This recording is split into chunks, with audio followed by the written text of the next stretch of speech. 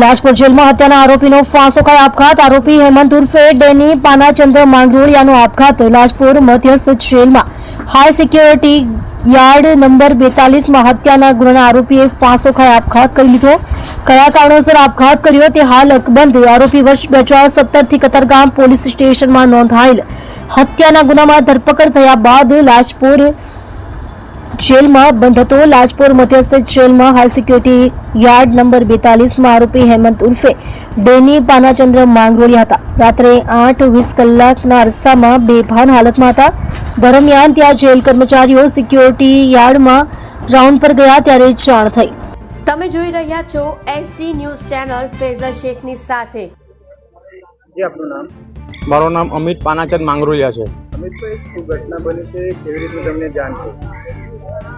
ઘટના તો મને પોલીસે જાણ કરી. કતારગામ પોલીસે પીસીઆર લઈને આવ્યા હતા ઘરે 10:30 વાગે રાત્રે, અને મને કીધું કે ભાઈને તમારા આ રીતનું થયું છે, એમ કે એને જાતે સુસાઇડ કરી લીધું છે, એટલે તમે આવો એમ.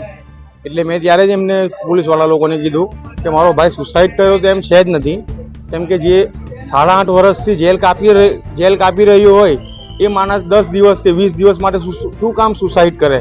એ 20 દિવસની અંદર છૂટવાનો હતો, અમારો ઓર્ડર હતો, અમે 20 દિવસમાં એ છૂટવાનો હતો, અને એની પર કોઈ ગુનો જ નહીં હતો, કોઈ ગુનો કબૂલ થયો હતો જ નહીં કે ભાઈ આ ગુનામાં હતો.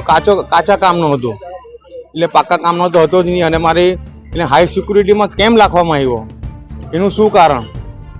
એણે એવો જેલની અંદર શું ગુનો કર્યો કે હાઈ સિક્યુરિટીમાં રાખવામાં આવ્યો? અને હાઈ સિક્યુરિટીમાં રાખવામાં આવ્યો તો પણ કંઈ વાંધો નહીં, પણ હાઈ સિક્યુરિટીમાં લાગ્યા પછી બે જાતે ગળું દબાઈ દે એવો તો વ્યક્તિ હતો જ નહીં. એટલી તો એનામાં હતી અંદર કે ભાઈ મારે 20 દિવસની અંદર તો છૂટવાનું છે, તો હું શાના માટે સુસાઇડ કરું એમ.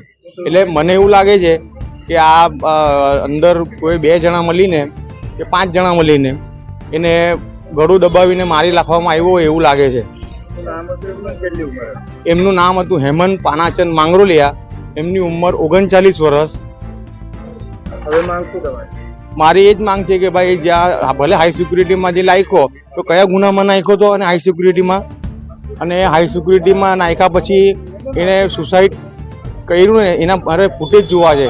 એ જીવિત હતો ત્યારથી અને જાતે સુસાઇડ કર્યું ને એટલે સમજી લો કે 5 મિનિટનો કે 10 મિનિટનું એને ગળું દબાવ્યું હોય, તો એ મારે 5 થી 10 મિનિટનો વિડીયો જોવો છે.